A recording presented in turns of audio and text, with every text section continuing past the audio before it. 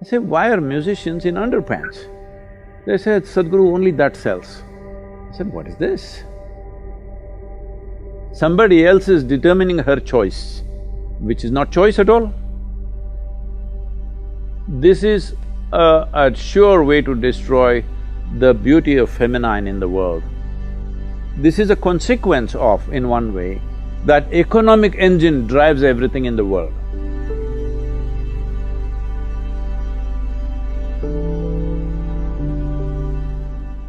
Before coming to today's engagement, my 13-year-old daughter was asking me, could I ask a question? I'm like, sure. So this is from her picking up on this whole male-female that she is influenced by, given society and the narrative that has been played. And she said, I am curious to know if there was one advice for the youth today, what would it be? See, gender is a personal thing.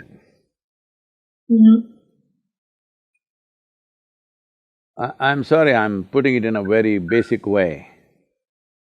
Please. What is in somebody's pants is not my business or your business. It is only relevant in a few places like bathrooms and bedrooms and somewhere. In rest of the places, your gender is irrelevant. It's a question of your competence, what you can do, what you cannot do, what you're capable of, what you're not capable of. We need to bring the world to this place that what kind of body you have is not my business. Only in bodily relationships it matters. In rest of the time, it's not my business. For this, women also should think this way, but right now, it is… I don't know, it's a complete…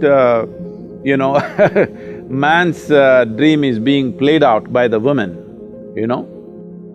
because… Yes. Like yesterday I was… because I was supposed to talk to some musician, and I said, okay, let me hear something, so they played a video. I'm sorry I'm using such words, but I'm saying because it pains me that women are being projected like this. And a musician is on stage in underpants. I say, why are musicians in underpants? They said, Sadhguru, only that sells. I said, what is this? So this is horrible exploitation of the woman, and women are cooperating in this. She can wear what she wants, it's not my business. But if she is wearing that only because that's what sells, that is not right in the society. It's her choice what she wants to wear, but it's not her choice. Somebody else is determining her choice, which is not choice at all. So, this is important both for young boys and girls, they need to come up with this, that your body is your business, all right? It is not something that everybody needs to be involved with your body on the street. Everybody need not be involved with your body. People need to be involved with your intelligence, people need to be involved with your competence, people need to recognize your genius. Everybody on the street need not be involved with your body. Body has its purposes, body has its beauty, body has its nature, that is in a different way. I am not trying to say what should be the dress code. No, I'm saying a man should not decide a woman's dress code, that's all I'm saying. Right now it looks like it's man's perversion which is deciding a woman's dress code. This needs to change if women have to be free. So this is why I'm saying, as from man's muscle it is moving to a cerebral nature of activity, similarly from a woman's flesh it has to move to a cerebral nature of activity.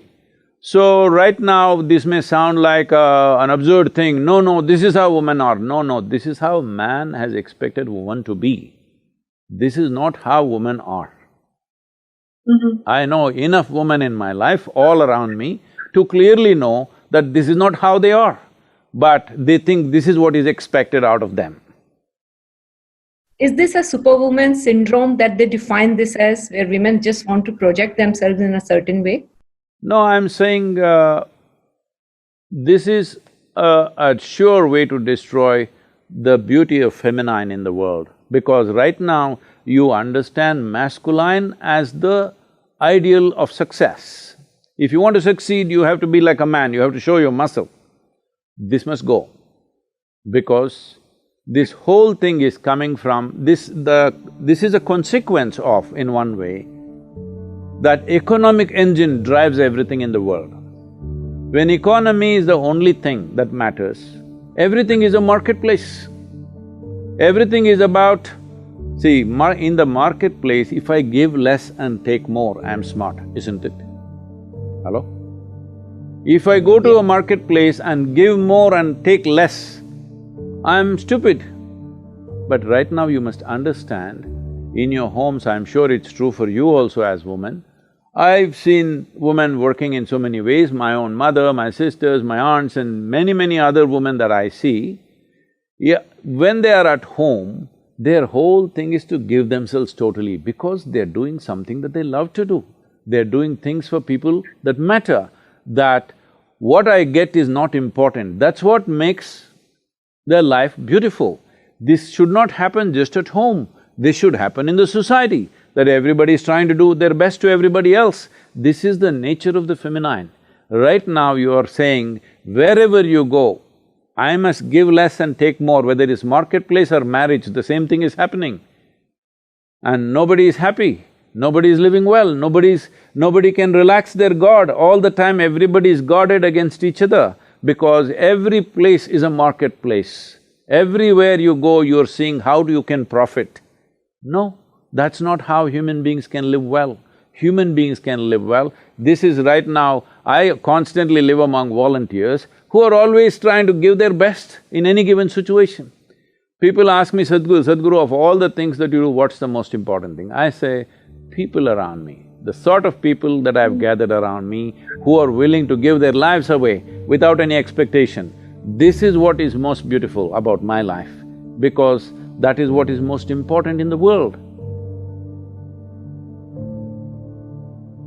Every place is a marketplace means we are always trying to take advantage of somebody, isn't it? When your mind has become a marketplace, there will be no consciousness, there will be no finer aspects of life, there will be no room for the feminine in the world. Masculine will rule. It's all about conquest, it's all about exploitation. It's not about, it's not about love, it's not about inclusiveness, it's not about involvement with life. Where there is no unbridled involvement with life, there is no life at all.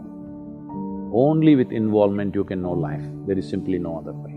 You use the word superwoman, I would say my mother was a superwoman. She did not earn a single rupee in her life, but she was a superwoman, she was the most respected in the family. Well, did she ever ask, what will I get? Never, but she is a superwoman.